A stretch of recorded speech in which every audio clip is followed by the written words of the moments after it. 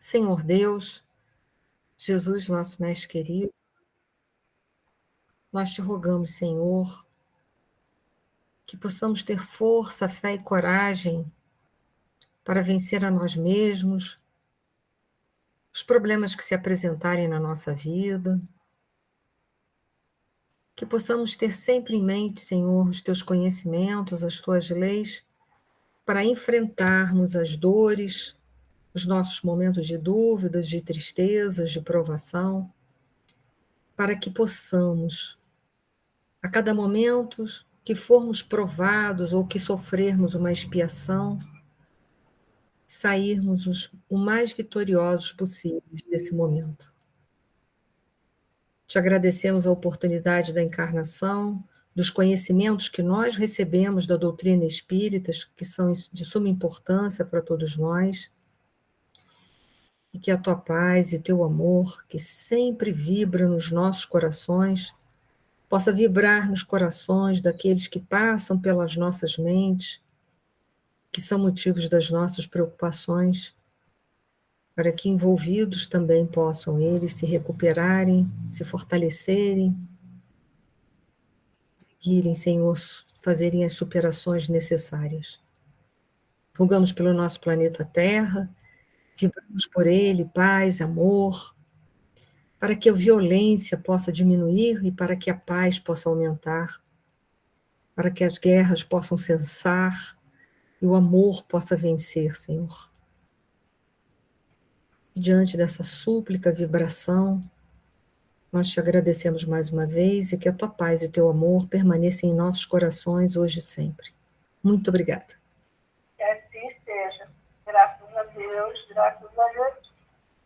Gente, uma boa noite a todos. A gente vai chegando devagarinho, né? O capítulo que... Boa noite a todos.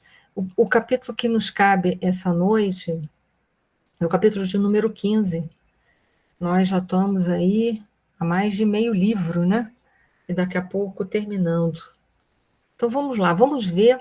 O título desse capítulo da noite é muito interessante. Aprendendo sempre.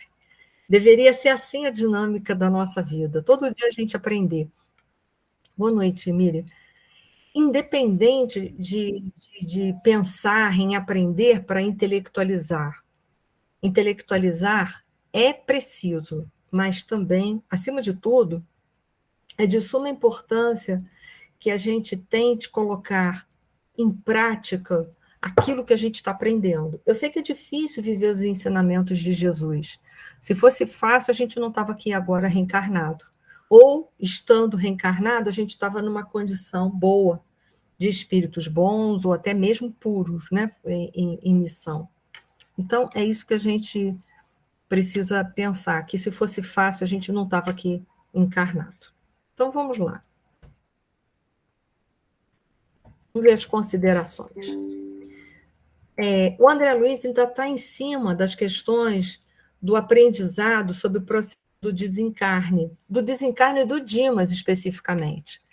O Dimas foi o primeiro desencarnado daqueles 5 personalidades que nós vamos ter a oportunidade de ver nesse livro, já no final. Então, vamos lá.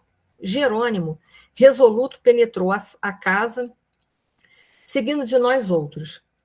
Encaminhou-se para o recanto, onde o recém-desencarnado permanecia abatido e sonolento, sob a carícia materna. Lembra que o Dimas estava no colo da mãe, ele ainda estava ligado pelo último fiozinho, e o Jerônimo ia lá, agora, na hora do enterro, propriamente, do corpo do Dimas, para desligar o último fiozinho que faltava.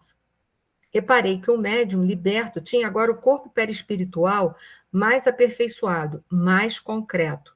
Tive a nítida impressão de que, através do cordão fluídico, de cérebro morto a cérebro vivo, o desencarnado absorvia os princípios vitais restantes do campo fisiológico. Lembra que a gente é ligado pelo perispírito molécula a molécula, mas tem regiões em que essa ligação ela é mais significativa, é mais forte, que são os chakras. Então, o último chakra que é liberado, lembra, no nosso processo de desencarne, é o chakra coronário. Começa lá de baixo, do chakra gástrico, que é muito relacionado à vida material. Depois vem o chakra cardíaco, que está ligado à nossa vida emocional. E, por último, a nossa vida mental, o chakra coronário. E a gente sabe que durante o processo da encarnação, o perispírito se encharca de fluido vital, isso é mais ou menos a notícia que a gente tem. Porque ele vai ter que abastecer, né, todo o corpo físico de fluido vital até os últimos minutos. E ainda tem um restinho de fluido vital que está sendo absorvido para ser transformado. E aí, é exatamente nesse momento que o André Luiz está dando para a gente, fazendo essa descrição, que aquele último fiozinho de cérebro morto ao cérebro vivo estava absorvendo os últimos resquícios de fluido vital que ainda tinha no corpo físico. Lembra que o fluido vital sozinho, ele não representa a vida biológica. Para representar a vida biológica, ele tem que estar unificado ao corpo físico. Ele mais o corpo físico resulta na vida biológica. E lembra que a morte não é propriamente o esgotamento, não representa propriamente o esgotamento do fluido vital, mas também da maquinaria física que vai sendo danificada, e por causa disso, da maquinaria física sendo danificada, não adianta a gente botar combustível que o carro não vai funcionar. Então, não adianta botar mais fluido vital que o carro não vai funcionar. Então, a morte física é uma representação do esgotamento do fluido vital, mas também da avaria, do desgaste que sofre o corpo físico, ok? Jerônimo examinou e auscultou como clínico experimentado. Em seguida, cortou o liame final, verificando-se que Dimas, desencarnado, fazia agora o esforço convalescente ao despertar, estremunhado, fim do longo sono. Então, só um minutinho, gente, que eu tenho que botar uma pessoa para dentro aqui. Só um minuto. Só um minuto, gente. Acho que já está, né? Já está todo mundo que precisava. Espera aí, só um minuto, gente. Acho que foi, né? Eu não estou conseguindo. Já dei conta. Vamos lá. Então, vamos lá. Então, desligou-se o último fio que ligava o Dimas ao corpo físico. Então, agora ali sim, aconteceu propriamente o desencarne. A morte já estava consumada, né? O corpo físico já estava dentro do processo da morte. Porém, o espírito ainda não tinha desencarnado, porque desencarnar é romper o último laço. E agora, nesse instante, o Jerônimo cortou o último laço que prendia o Dimas ao corpo físico. E agora sim, o Dimas vai ter que se adaptar à vida espiritual. É engraçado, né? A gente pensa aqui, quando há uma morte, a gente pensa assim, a pessoa que ficou tem que se adaptar à falta daquele que foi. Mas aquele que foi também tem que se adaptar a falta que ele vai sentir daqueles que estão aqui. E esse capítulo mostra isso muito bem, né? Para quem está indo, eu acho até que a adaptação é pior, porque ele está indo para uma outra dimensão que já tinha um tempo que ele não convivia, está voltando, mas está voltando para outra dimensão, vai ter que sofrer uma readaptação. Então, me parece que a readaptação de quem vai é muito maior do que a gente que tem que se readaptar aqui. Sabe por quê? A vida material exige tanto esforço da gente de trabalho que acaba que a nossa adaptação, às vezes, é muito mais fácil do que aquele que está indo. Escute, refreie a emoção, que lhe será extremamente prejudicial. É verdade, se ele começa a sentir muita saudade, muito pesar nesse processo, o que vai acontecer? Vai dificultar, vai voltar de novo a ficar preso nos liames, né, na dimensão material. Então, por isso que está dando conselho a ele, refreia as tuas emoções, trabalha ela, porque senão você vai ficar de novo muito envolvido com a dimensão material e você vai começar a sofrer. Sustente o equilíbrio diante do fato consumado, porque é consumado, morreu, morreu, não tem como voltar. Estamos agora juntos numa vida mais feliz. Não tenha preocupações acerca dos que ficaram. Tudo será remediado como convém no momento oportuno. Ou seja, que problema que a gente tem de acreditar na providência divina, né? A gente acredita muito mais no que a gente pode fazer do que em Deus. Olha só que absurdo que é a nossa forma de ver a vida. Deus tem muito mais recursos do que a gente, encarnado ou desencarnado, não importa. E, no entanto, a gente fica com aquela preocupação, que vai ser dos meus familiares quando eu morrer. Ora, gente, e a providência divina? O Pai tem solução para todos os nossos problemas, ele é onipotente. Então, a gente deveria ter mais confiança, né, nessa situação. Tudo será remediado, enfim. Acima de qualquer pensamento que o incline à prisão no círculo que acabou de deixar, faça valer a confiança sincera e firme em nosso Pai Celestial. Vim até aqui porque você me chamou, recorrendo à Mãe Divina. Lembra? Isso é a mãe dele falando para ele, porque lembra que ele começou lá no processo do desencarne dele, a lembrar de mãe de Jesus e pensar da mãe dele, e a mãe dele veio para acalentar ele, para ajudar ele nesse processo. Contudo, não estou habilitada a lhe proporcionar ingressos em meus trabalhos por enquanto. Ou seja, ele vai ter que se readaptar numa outra localidade que não seja junto com a mãe, porque ela não está habilitada a fazer com que o filho consiga trabalhar junto com ela. E ele precisa entender isso. O irmão Jerônimo, todavia, é o orientador dedicado que conduzirá o serviço de sua restauração. Tenha confiança. Irei vê-lo quantas vezes for possível até que nos possamos reunir noutro lar venturoso, sem as lágrimas da separação e sem as sombras da morte. Enfim, eles vão poder se reunir na espiritualidade em algum momento, por definitivo, ou por um largo período. Então, confia. Vai com Jerônimo, que ele vai te ajudar e vai tudo acontecer. Mas como a gente tem dificuldade para fazer adaptações, como mudança para a gente é difícil. E isso é uma coisa que a gente precisa se deter. O quanto que mudar para a gente ainda é um processo difícil na nossa vida. Reconfortando Dimas, né? Prosseguindo dentro desse processo, porque ele é recém-liberto. Dimas, congressam-se aqui diversos amigos seus em manifestação inicial de regozijo pela sua vinda. Entretanto, a sua posição é a do convalescente, cheio de cicatrizes, a exigirem cuidado. Fale pouco e ore muito. O que geralmente a gente faz? Bem o contrário, fala muito e ora pouco. A gente usa muito mal a palavra. Então, ele está dizendo, você está cheio de cicatriz das dificuldades que você passou, dessa enfermidade longa, da vida de dificuldade que você teve lá na Terra. Então, agora ore, procure se reequilibrar. Isso é bom para a gente pensar que isso a gente vai ter que fazer também quando a gente desencarnar. Então, isso já é um exemplo para a gente, né? Não se aflige nem se lastime. Por hoje, não pergunte mais nada, meu filho. Ou seja, para de perguntar e segue.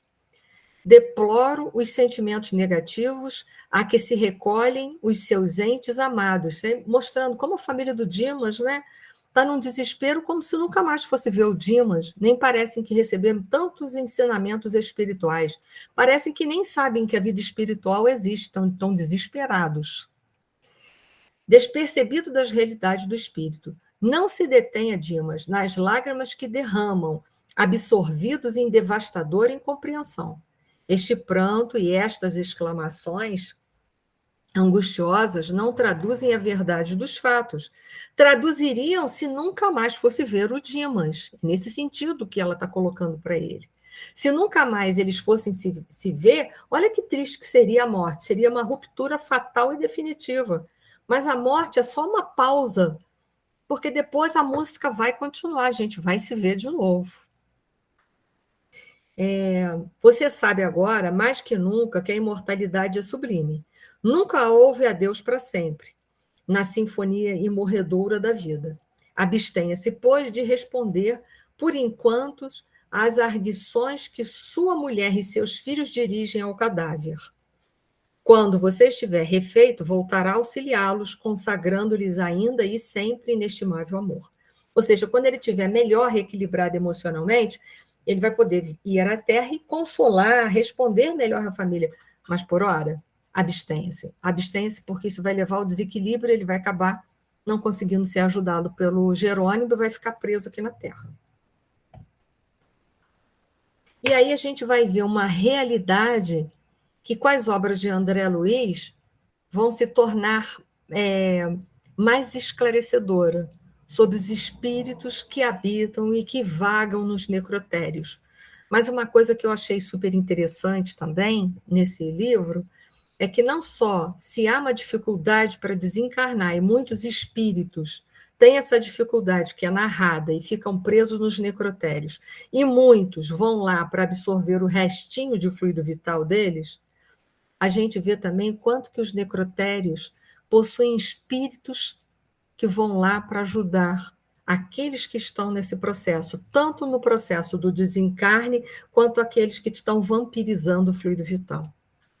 É interessante, né, a gente falar sobre os espíritos no necrotério, porque isso é um assunto que fora sempre explorado tanto pela Umbanda quanto até pelo próprio Candomblé, que fazem às vezes rituais dentro dos necrotérios. O Candomblé acho que nem tanto, é mais Umbanda, né, que fazem os rituais dentro dos cemitérios.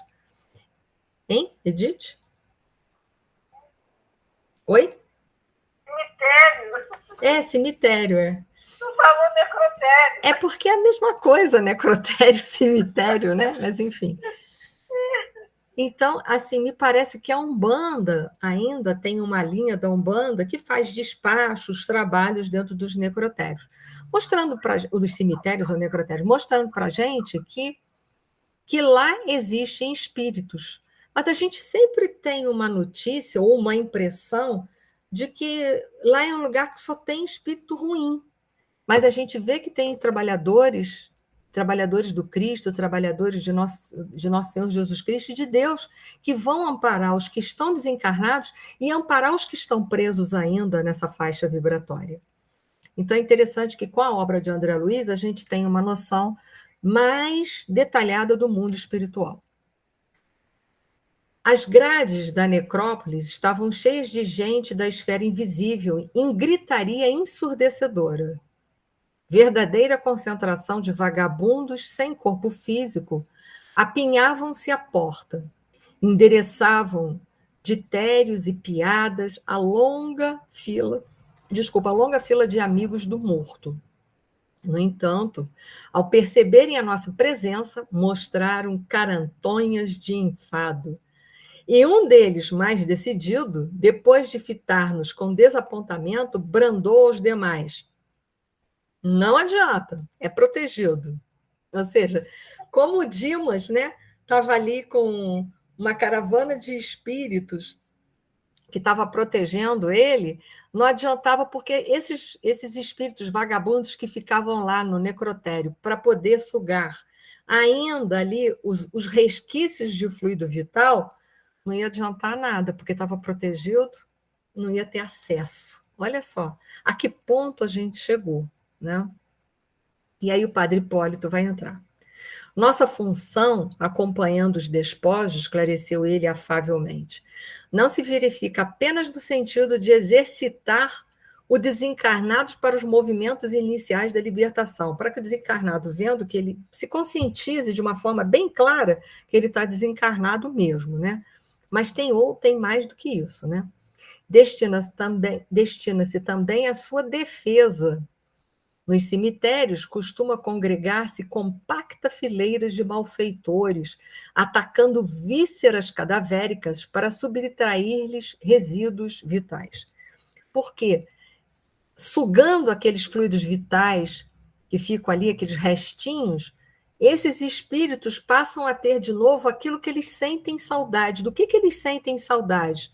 Das sensações físicas que eles tinham quando encarnados.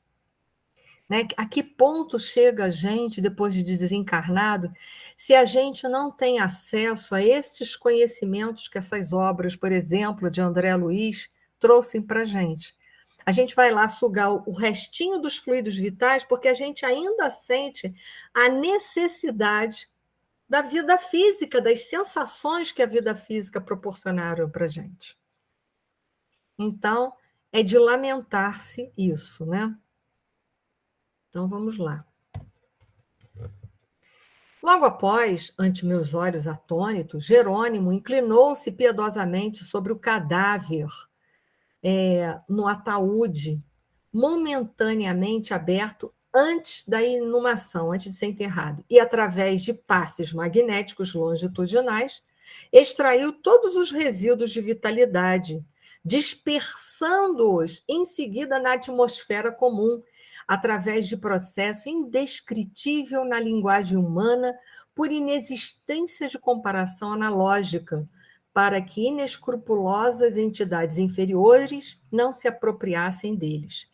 E esta informação, ela faz uma ressonância, ela é uma informação mais abrangente, mas ela faz uma ressonância com o Livro dos Espíritos, na questão de número 70, onde Kardec pergunta assim para a espiritualidade: que é feito da matéria e do princípio vital dos seres orgânicos quando estes morrem? O que é feito do corpo físico e do fluido vital quando nós morremos? Aí olha a resposta dos espíritos em 1857. A matéria inerte se decompõe, ou seja, o corpo físico se decompõe e volta para a Terra para ser nutriente da Terra, né? E vai formar novos organismos. O corpo verdadeiramente vai servir de adubo, é isso aí, para a gente entender numa língua mais direta. E o princípio vital, essa é a curiosidade. Os espíritos, em 1857, respondem: o princípio vital volta à massa de onde saiu, porque o princípio vital é um fluido quintessenciado que fica na atmosfera.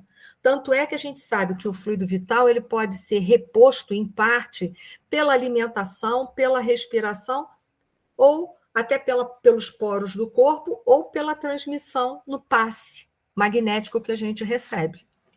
Isso também está lá no Livro dos Espíritos. Com as obras de André Luiz, a gente vai ver a preocupação que tem os espíritos, num caso de um trabalhador tão comprometido quanto é o Dimas, de fazer com que aquele restinho de fluido vital volte a fazer parte, né, da massa, da atmosfera, de onde ele saiu, porque ele está aqui ao nosso redor, a gente não vê, não é possível, ele é um fluido imponderável, mas a gente, apesar de não poder, né, engarrafar ele, ou tocar, ou qualquer coisa nesse sentido, ele existe. O que ele faz, o Jerônimo? Ele faz com que esse fluido volte mais rapidamente, de alguma forma, para a massa da onde ele saiu, para que essas entidades oportunistas não venham a prejudicar o Dimas. Por quê? Ao ser sugado, isso ia fazer com que Dimas ficasse um tanto quanto, assim, mais inconsciente, menos consciente da sua realidade. Isso ia levar a Dimas um certo nível de perturbação. E o que eles querem? Eles querem, daqui a pouco, levar o Dimas para a casa transitória de Fabiano e depois para a colônia de onde veio Dimas, propriamente dito, para que ele possa se preparar, trabalhar e voltar a reencarnar, né? Então, olha que interessante, a obra de André Luiz, ela vai complementar, aprofundar e dar uma abrangência a essa questão, número 70, do Livro dos Espíritos, a essa pergunta que Kardec fez em 1857. Recente, minha irmã, porque aí é o André Luiz com aquela curiosidade dele, que tem hora que não é muito boa, né? Curioso demais, né? O André Luiz vê num túmulo do lado uma alma, uma irmã, um espírito de mulher chorando, entristecida, né? E ele vai perguntar: o que sente, minha irmã? Que sinto? Gritou ela, fixando em mim grandes olhos de loucura. Não sabe? O Senhor chama minha irmã? Quem sabe me auxiliará para que minha consciência torne a si mesma. Mas entenda, até então a gente não estava entendendo que consciência dela tornar a si mesma é ela voltar ao corpo, era isso que ela queria. Se é possível, ajude-me, por piedade. Não sei diferenciar o real do ilusório. Ela sabe. Ela sabe diferenciar, ela não está querendo entrar em contato, mas ela sabe, porque se ela está querendo voltar para o corpo, é porque ela sabe que ela está fora do corpo. Então, se ela está fora do corpo, por que ela não pergunta para ela mesma? Se eu estou fora do corpo, eu não sou o corpo.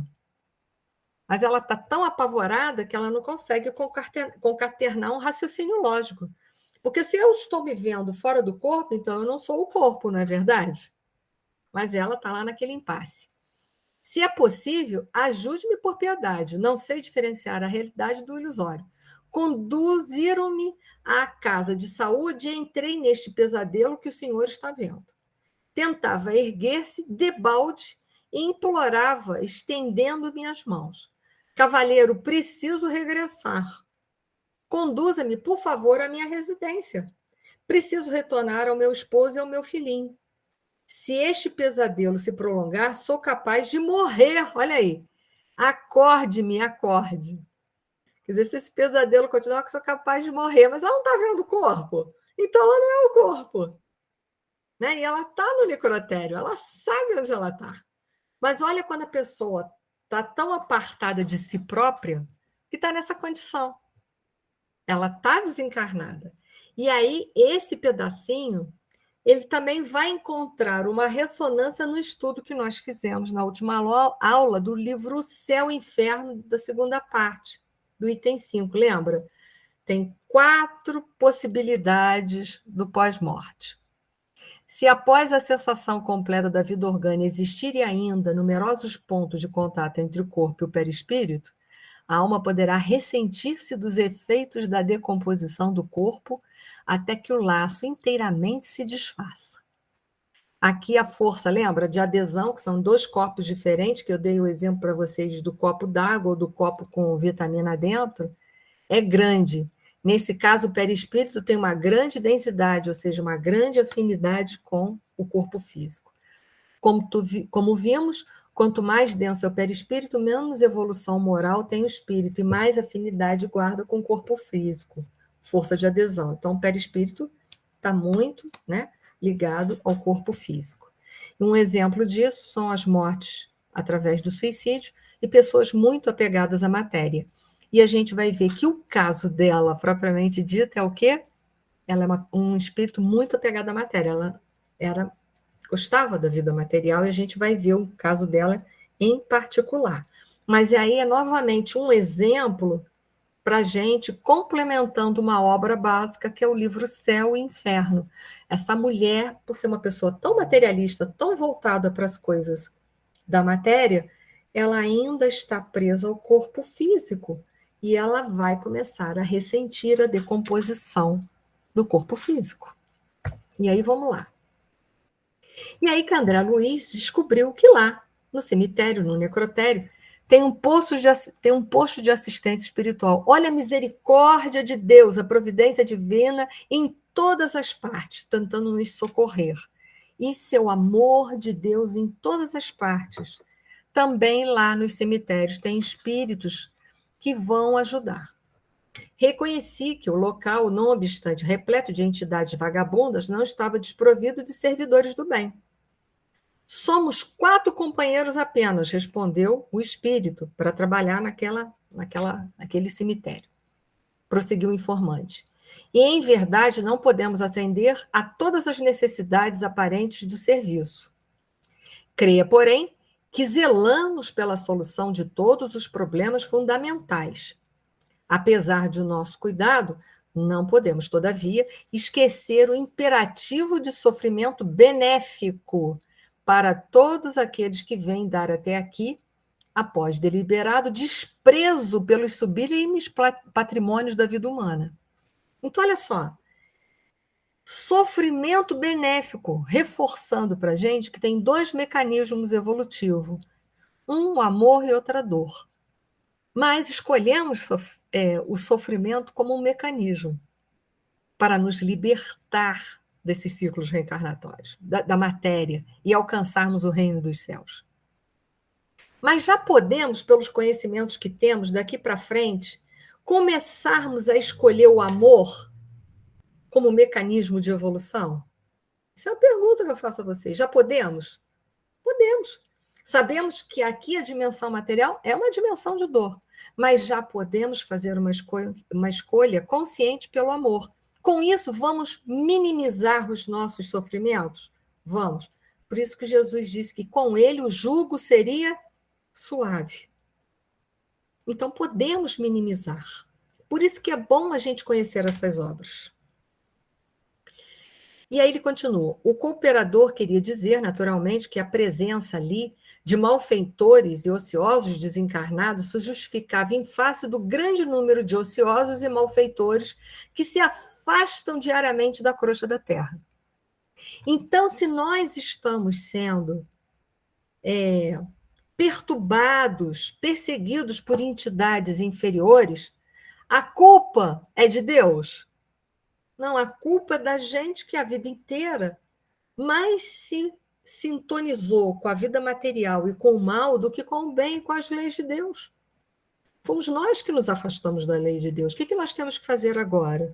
O caminho inverso, através do amor, cada vez mais nos aproximarmos das leis de Deus. Que culpa Deus tem se a vida inteira eu quis viver a minha vida material e negligenciei toda a minha vida espiritual? Eu fiz a minha escolha. Escolhi viver mais para a matéria do que para a vida espiritual. O pós-morte é o quê? É apenas a consequência de uma escolha que se torna clara e evidente. Então, entende, aqueles espíritos que estão ali presos aos corpos em decomposições, não é por falta de ajuda da misericórdia divina. Não é por falta de amor de Deus. Não. Nós estamos nessa condição porque deliberadamente escolhemos o que nós queríamos a vida inteira. Fizemos as nossas escolhas. Agora que nós plantamos esses montes de espinhos, fatalmente vamos colher os espinhos. Então, é o que ele está explicando. Eles estão tentando ajudar, mas ninguém vai se tornar santo de um minuto para o outro, ou vai se tornar santo porque desencarnou. O processo é de cada um. E se até então nós negligenciamos a vida espiritual, não é de um minuto para outro na espiritualidade que nós vamos resgatar isso tudo. Vai requerer tempo, esforço, trabalho. Quem sabe chegou um momento, pergunta o André Luiz, que ele está agoniado, né? Não será razoável cortar o grilhão, cortar logo o cordão que liga a infeliz, aquele corpo físico? Que diz, objetou surpreso o interlocutor. Não, não pode ser. Temos ordens. Eles têm ordens que não podem fazer isso. Por quê? Porque Deus quer castigar a gente? Não. É a lei, é a lei normal. Se nós estamos presos à dimensão material, se Deus respeita a nossa liberdade de ação, Ele também sabe que para cada escolha que fizemos, temos obrigação de responder por elas. Então, eles não têm ordem para ir lá e fazer a evolução pelaquela mulher. Ela tem que alcançar a evolução através do esforço dela, da boa vontade dela. E a gente vai ver que ela não está muito afim. Ela não está muito afim. Por que tamanha exigência, insistiu André Luiz? Se desatássemos as algemas benéficas, ela regressaria. Aí, desculpa, por que tamanha exigência, insistir? E aí ele vai responder, se desatássemos as algemas, ou seja, se cortássemos os últimos fios que está ligado a ela ao corpo físico, ela regressaria intempestiva à residência abandonada, como possessa de revolta a destruir o que encontrasse. Não tem direito, como mãe infiel ao dever de flagrar, com a sua paixão desvairada, o corpinho tenro do filho pequenino, como esposa desatenta às obrigações, não pode perturbar o serviço de recomposição psíquica do companheiro honesto que lhe ofereceu no mundo o que possuía de melhor. Lembra que ela não foi a melhor esposa, ela não foi a maior mãe. Vocês estão rindo, né, gente? Mas ela voltaria imediatamente para onde? Para o lar, para perturbar a vida do esposo e do filho que não mereciam isso. Ela não fez da vida dela o que ela queria. Agora ela estava recebendo de volta as consequências do querer dela. É da lei natural que o lavrador colha de conformidade com a semeadura. Quando acalmar as paixões vulcânicas que lhe consomem a alma, quando humilhar o coração voluntarioso, de medo a respeitar a paz dos entes amados que deixou no mundo, então será libertada e dominará sono reparador, em instância de paz que nunca falta ao necessitado reconhecimento às bênçãos de Deus. Então, ela vai ter o momento dela, mas ela tem que se conscientizar disso daí. Se romper, ela vai perturbar o lar. Então, em bem daqueles que não merecem receber o mal delas, porque não foram mal com elas e não merecem isso, ela fica presa ali às consequências das suas próprias escolhas. Ok, gente? E aí continua. Não há motivo para tamanho assombro. Estamos diante de infelizes aos quais não falecem proteção e esperança, porquanto outros existem tão acentuadamente furiosos e perversos que no fundo escuro do sepulcro se precipitaram nos tenebrosos despenhadeiros das esferas subcrostais, tal o estado deplorável de suas consciências atraída para as trevas pesadas. Aí ele está falando, há espíritos que descem tão baixo que vão às trevas. Lembra que as trevas são dimensões espirituais que vão da crosta para baixo, que a gente já teve 2 aulas só sobre isso? Então, há espíritos até que descem mais baixos no pós-morte. Ela ainda tem a chance de se recompor e poder ser atendida posteriormente. E aí a gente vai ver sobre... Aqui o André Luiz, ele vai fazer uma série de perguntas, lembra, para o Dimas no pós-morte, que tem a ver sobre as percepções, sensações e sofrimento dos espíritos. Esse assunto foi trabalhado também no Livro dos Espíritos, até naquelas perguntas que eu deixei lá no nosso grupo, que eu pedi para vocês darem uma folheada, uma lida.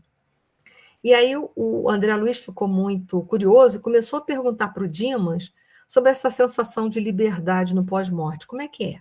E ele pergunta, sente ainda os fenômenos da dor física? Ou seja, será que o Dimas ainda sente todos aqueles mal-estar que ele sentia quando estava encarnado? Aí ele responde, guardo integral impressão do corpo que acabei de deixar. Respondeu ele delicadamente. Então, ele guarda ainda aquelas impressões. Noto, porém, que ao desejar permanecer ao lado dos meus e continuar onde sempre estive durante muitos anos, volto a experimentar os padecimentos que sofri. Entretanto, ao conformar-me com os superiores desígnios, sinto-me logo mais leve e reconfortado. Apesar da reduzida fração de tempo em que me vejo desperto, já pude fazer semelhante observação. Então, o que Dimas observou? Que quando ele começa a pensar na vida material e querer voltar para o lar, para a família, ele sente as dores, tem as sensações físicas de dor novamente. Parece que ele está sentindo de novo. Mas quando ele se conforma com a vida espiritual, essas sensações de dores que ele tinha quando ele estava encarnado, elas desaparecem. Olha que interessante. E os 5 sentidos? Aí o André Luiz quer saber, você é capaz de ver, sentir, ter, né, o olfato, o paladar, todos os 5 sentidos que a gente tem-os em função perfeita, ele disse. Sente fome? Uma pergunta. Será que você sente fome depois do desencarne? É uma pergunta. A gente vai sentir fome? E a gente vai ver que a gente sente fome na medida em que a gente está preso às sensações físicas, porque senão lá é diferente. Chego a notar o estômago vazio, ele diz, e ficaria satisfeito se recebesse algo de comer. Mas esse desejo não é incômodo ou torturante. Não me tortura, não incomoda nem a tortura. Então ele sente um certo desconforto, mas nada assim de urgência. Isso para quem não está muito vinculado ao corpo físico, mas quem ainda traz essas sensações muito fortes, gravadas em si, tem a vontade muito grande de voltar para a vida material, vai sentir muita fome e muita sede. E ele pergunta, e sede? Embora não sofra, ele diz, sim, mas embora não sofra por isso, né? E aí a gente vai voltar, porque essas são informações importantes que são lá recolhidas do plano espiritual, que também vão fazer ressonância com o livro Céu e Inferno, porque também lá no livro Céu e Inferno, na segunda parte, tem vários relatos de espíritos em vários níveis de evolução. Suicidas, pessoas felizes, pessoas infelizes, espíritos infelizes, enfim. A gente vai ver que no livro Céu e Inferno tem relatos. Mas aqui é o André Luiz perguntando lá no mundo espiritual mesmo, né? Kardec perguntou em 1857, uma vez de volta ao mundo dos espíritos, conserva a alma as percepções que tinham quando encarnadas? As percepções que a gente tem de sede, fome, dor? Sim, além de outras de que não dispunham, porque o corpo, qual véu sobre elas lançado, as obscurecia. A inteligência é um atributo do espírito que, no entanto, se manifesta mais livremente quando este não tem entraves a vencer. Então, o que os espíritos deixaram ali nas entrelinhas em 1857? Você poderá conservar, sim, de volta ao mundo espiritual, todas as suas percepções, todos os seus sentidos. E a inteligência é né? Uma das nossas capacidades. Só que no mundo espiritual nós teremos percepções, sensações muito mais abrangentes que no mundo físico. Porém, a alma pode sofrer no mundo espiritual? É uma outra pergunta que Kardec também o fez, né? O espírito sofre, ele experimenta dores no mundo espiritual? O espírito não sente frio real ou fome ou sede real, mas a lembrança da sensação que havia suportado e essa lembrança tida por ele como realidade torna-se um suplício. Ou seja, quanto mais afinidade nós guardamos com o mundo material, mais nós podemos sofrer de fome, sede e frio na espiritualidade. Tanto é que há espíritos que se comunicam na mesa mediúnica e na própria obra, o livro, Céu e Inferno, nós vamos ver que lá alguns espíritos ainda sentem a dor física de quando desencarnaram, sentem fome, sentem sede, sentem frio, mas é uma lembrança que eles levam. Por quê? Porque eles não têm mais o corpo físico. É apenas uma lembrança daquilo que a gente trazia de quando tinha a sensação aqui no mundo material. É apenas uma lembrança. E a gente sabe que o perispírito, eu botei ali, tem todas aquelas propriedades ali, ó. O perispírito, ele tem a capacidade, né, de sentir, ele tem a sensibilidade global, a sensibilidade magnética, que traz a ele, o perispírito é um órgão de sensibilidade. Então, se a gente ainda traz a lembrança, o perispírito pode ressentir. Pode ressentir. Porém, não é a mesma dor física, não é a mesma sensação física. É apenas a lembrança e muitas vezes a saudade que nós sentimos de viver no mundo material. Vamos lá, de continuidade. No entanto, vale enfatizar, fique bem entendido que há distinção, que compreendeis perfeitamente entre dor física e dor moral. Não se deve confundir o efeito pela causa. Lá, nós sofremos muito mais moralmente do que fisicamente. Por quê? Porque fisicamente nós não temos mais corpo, a gente só tem o perispírito, que é o corpo espiritual. As dores que nós sentimos no plano físico é uma dor de saudade, da lembrança daquilo que nós tínhamos aqui, enquanto nós estávamos reencarnados. Então é preciso entender isso. Tanto é que o espírito, a gente vê o relato de Dimas, quando ele se lembra e sente saudade da vida que ele tinha do lar, aquelas sensações aumentam, aquelas lembranças de dor física, de sede, de fome aumenta. Quando ele se fixa mais na realidade espiritual, o que acontece? Essa lembrança diminui, as sensações também diminuem. Então, o que nós temos é uma lembrança ainda muito forte, ok? Estou aqui só relembrando de uma forma descontraída o livro dos Espíritos que eu pedi para vocês lerem. O corpo é o instrumento da dor.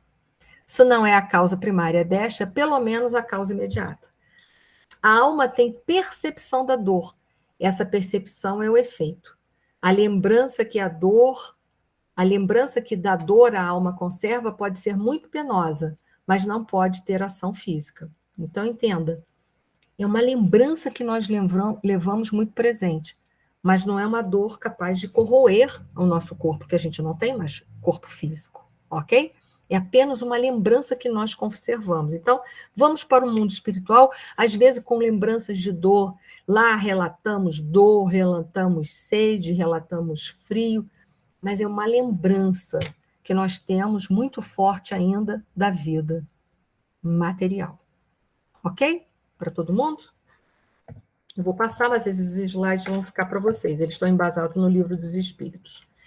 Eu não sei se vocês sabem a diferença de sensação para percepção. A sensação está constante. Por exemplo, vocês todos devem estar sentados aí nas suas cadeiras em casa, não tá? Começa a perceber o bumbum de vocês na cadeira. Tá macio ou tá dura? E depende da superfície que vocês estão sentadas, né? Agora, porque eu perguntei, vocês estão dando atenção na sensação. Ah, a minha cadeira é mais dura, ah, a minha cadeira é mais fofinha. Ah, estou desconfortável. Não, eu estou me sentindo confortável. Isso que é porque eu lembrei. A percepção é a consciência, a tomada de consciência da sensação.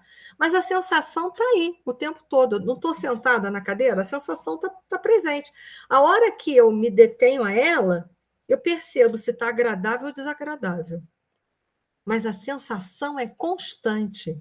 Se eu tocar a minha mão em cima da mesa, a sensação é constante. Mas se eu não der atenção, eu nem sei que eu estou com a mão em cima da mesa. Então, a percepção é quando a gente toma consciência de uma sensação que já existe ali fisicamente. E o que acontece quando a gente morre? A gente pode levar a sensação muito forte como lembrança. E aí ela se manifesta no mundo espiritual de uma forma muito severa. Se for de dor, vai nos promover muita dor e sofrimento. Se for de alegria, vai nos trazer uma sensação de paz e de reconforto. Lembra o que foi pedido, a mãe pediu para o Dimas? Agora, fale menos e ore mais. Procure se afastar das emoções dos seus parentes e se fixe mais na sua realidade presente. Para quê? Para você não sofrer das sensações físicas que você ainda tem, essa lembrança dentro de você muito forte, que ele está desencarnado há poucas horas. Ok? Foi para todo mundo? Isso aqui é só para a gente entender, né? O perispírito é o agente das sensações, ele é capaz de ter as percepções. O espírito é o agente das percepções, nós é que tomamos consciência das sensações.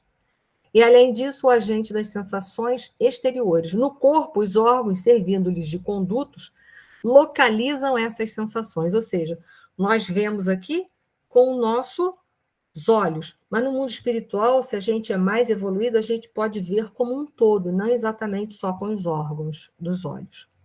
Destruído o corpo, elas se tornam gerais. Daí o espírito não dizer que sofre mais da cabeça do que dos pés. Ele diz que sofre, ponto final. Vale ressaltar, liberto do corpo, o espírito pode sofrer, mas esse sofrimento não é corporal. Claro, ele não tem mais corpo, embora não seja exclusivamente moral, como o remorso, pois que ele se queixa de frio e de calor. Mas por que ele sente lá frio e calor? É a lembrança que ele ainda traz muito forte da vida física, que está muito presente dele. Mas se ele fosse capaz de viver mais a vida espiritual, ele não sentiria nem dor, nem sede, nem frio, nem calor. Né? Então, isso aí é só um repeteco daquilo que vocês já leram, né? E isso aqui é importante, sabemos que quanto mais se purifica o espírito, tanto mais etérea se torna a essência perispiritual, donde se segue que a influência material diminui à medida que o espírito progride, isto é, à medida que o próprio perispírito se torna menos grosseiro, dizendo que os espíritos são inacessíveis às impressões da matéria que conhecemos, referimos-nos aos espíritos mais elevados, cujo envoltório etéreo não encontra analogia com este mundo. Ou seja, quanto mais evoluído a gente for, menos sensações da vida material a gente vai carregar para o mundo espiritual. Mais rapidamente a gente se desfaz dessas sensações corporais, da lembrança delas, e no mundo espiritual a gente não vai sofrer. A gente vai deixar para trás o que era para trás, vamos deixar a vida material para trás e vamos nos adaptar com muito mais facilidade ao mundo espiritual. Mas quanto mais vinculados ao mundo material, mais lembranças nós vamos ter das sensações físicas, mas nós vamos sofrer com essas lembranças. E por isso a gente vai ver relato no mundo dos espíritos alguns espíritos dizendo que sentem dor, que sentem fome, que sentem sede, que sentem frio. Por quê? Porque levaram essas sensações, essa lembrança, e estão mantendo essas lembranças vivas. Mas se a gente já, desde agora, se preparar melhor, a gente vai deixar essas lembranças para trás. Vamos ver aqui. Conclusão. Podemos, então, concluir com Kardec: os espíritos possuem todas as percepções que tinham na Terra, porém em grau mais alto, mas porque as suas faculdades não estão amortecidas pela matéria. Eles têm sensações desconhecidas por nós. Veem e ouvem coisas que os nossos sentidos limitados nos não permitem ver nem ouvir. Para eles não há obscuridade, excetuando-se aqueles que, por punição, se acham temporariamente nas trevas.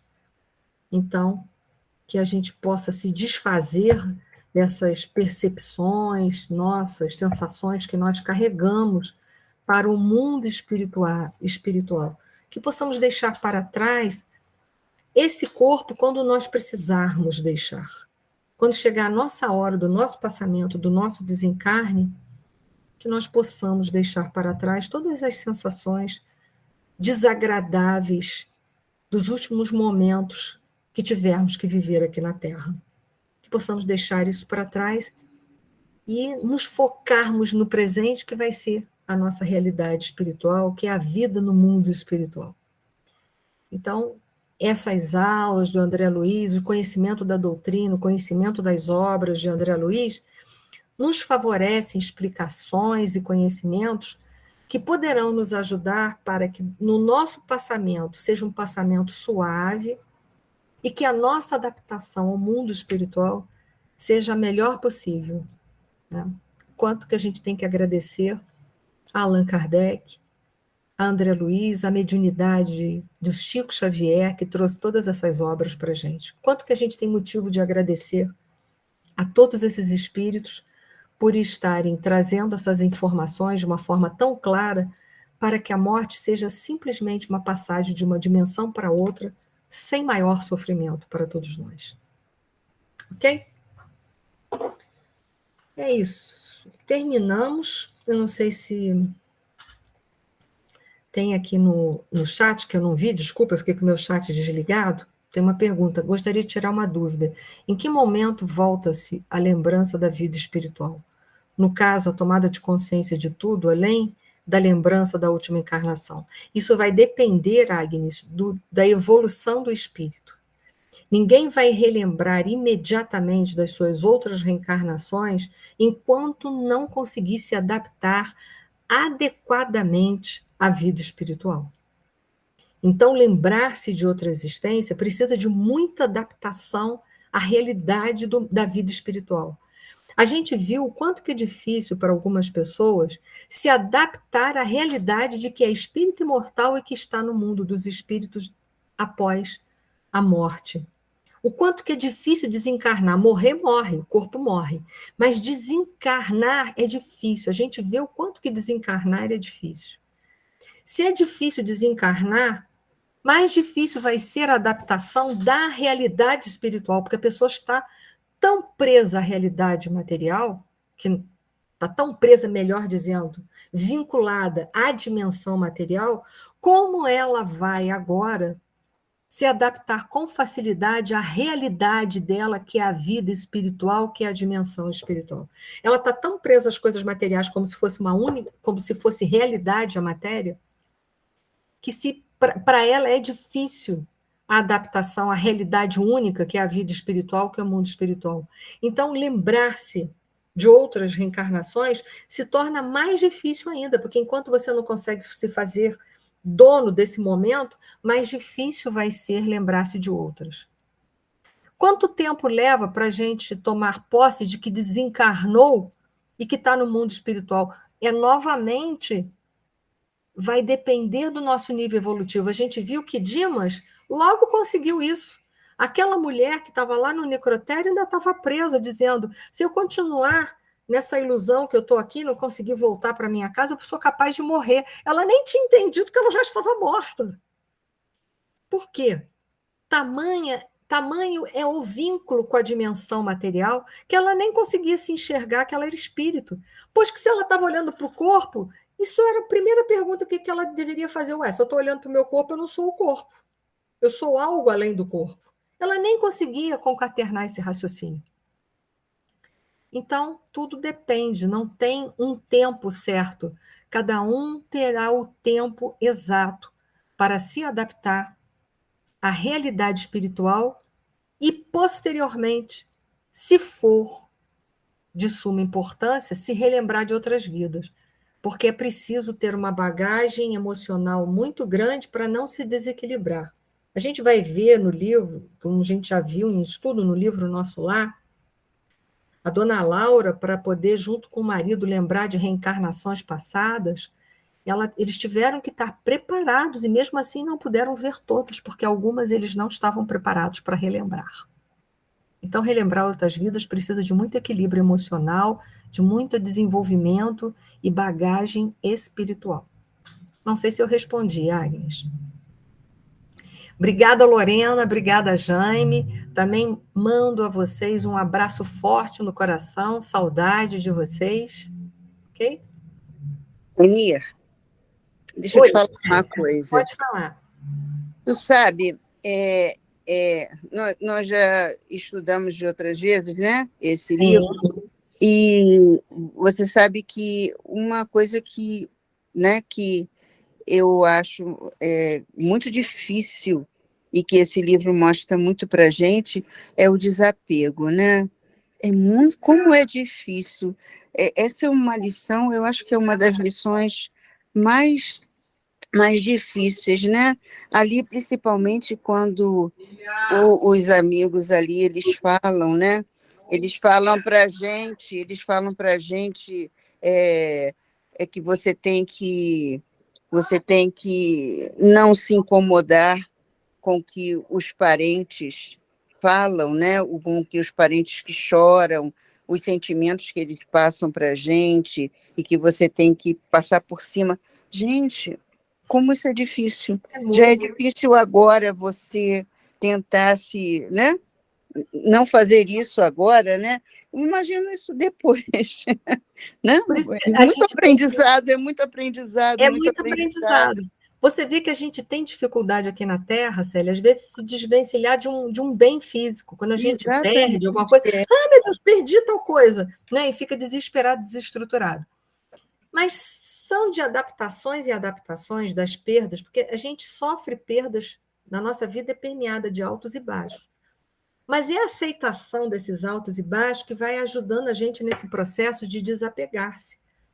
Para quando a gente passar pela situação do desencarne, a gente conseguir sair dessa situação o melhor possível. Mas ainda assim é difícil, sim, eu concordo com você, se desapegar dessa vida, ver que os teus parentes estão chorando de saudade, você também está com saudade deles, essa é a verdade, né? É uma ressonância, é uma afinidade, uma vibração que encontra sintonia. E você saber ali, naquele instante, você ter a tua fé firme e dizer, beleza, não, eu confio em Deus, eles vão ficar bem lá na Terra.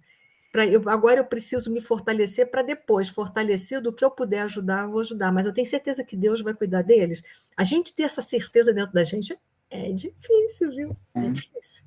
Né? Mas eu concordo com você, desapegar-se é muito difícil. É uma lição que a gente precisa aproveitar as pequenas que nós vamos recebendo cada dia e se desapegando de coisas pequenas para um dia a gente poder se desapegar de coisas maiores, como é passar da dimensão material, que é uma dimensão ilusória, passageira, para a dimensão real, que é a dimensão espiritual. E ainda assim a gente vai ter que, ainda talvez a gente sofra momentos de desequilíbrios, como a gente viu, né? Mas é isso, gente. Mas de grão em grão a gente vai alcançar. Como dizem, de grão em grão a galinha enche o papo. E de grão em grão a gente vai trabalhando os nossos desapegos para que um dia a gente esteja mais preparado para o nosso passamento. Mais preparado. Ok, gente? Então é isso, gente. Que bom que eu consegui responder a pergunta da Agnes. É difícil, mas a gente tem que lutar para isso, para se adaptar e se desprender. Ok? Gente, muito obrigada a todos. Eu desejo a todos vocês uma semana de paz e de luz, de muito refazimentos e de muitas conquistas. E agora eu queria pedir a Leida para, se ela puder, fazer a nossa prece de encerramento, por favor. Sim. Por favor. Deus nosso Pai, Jesus nosso querido Mestre, aos nossos amigos e mentores da espiritualidade, agradecemos pela oportunidade da vida, pela oportunidade do nosso corpo sadio e da nossa lucidez que nos favorece escolhermos o melhor, o moral, para o nosso viver. Agradecemos a Deus todo o amparo que nos dá e que muitas vezes não percebemos, e também por tudo que estamos conquistando para sermos melhores nessa vida, pelos acertos e desacertos que nos fortalece cada vez mais e também junto com o nosso despertar, continuamos seguindo nessa nossa trajetória evolutiva. Agradecemos também pela convivência de pessoas tão boas que nos ensinam a alavancar nas nossas dificuldades, no nosso pouco entendimento perante as situações que vivemos, mas pessoas boas que nos auxiliam com a moralização, com o sentimento puro, com a dedicação, nos auxiliam no nosso acerto, para que assim possamos ter o esclarecimento melhor dos fatos da nossa vida diária. Muito lhe agradecemos, Senhor, pelo nosso crescimento moral, espiritual, pelas condições de vida que estamos nos deparando com os nossos familiares, que são os nossos irmãos no momento e às vezes os nossos desafetos do passado. Imensamente lhe agradecemos por já termos percebido essa condição e por nos dar força, por continuarmos nessa nossa união e prosseguirmos com a fé na certeza de que estamos alcançando dias melhores. Que nos envolva de paz e harmonia, amparando a cada irmão aqui presente, mesmo aqueles que mais tarde assistirão a essa aula, mas que eles também possam ser envolvidos nos seus lares, possam ser abraçados, querido Mestre Jesus, possamos ter a alegria do teu abraço nesse momento para nos auxiliar e nos tirar a dúvida das nossas decisões a seguir, mas na certeza de que será o melhor para nós, com o teu amor, o teu carinho de sempre. Envolva-nos, Mestre Jesus, e a Deus nosso Pai, envolvendo os nossos lares e todos aqueles locais por onde andaremos, e em especial aquelas pessoas que temos em mente, também possam receber o teu carinho. Obrigada e que assim seja. Assim seja. Obrigado a todos.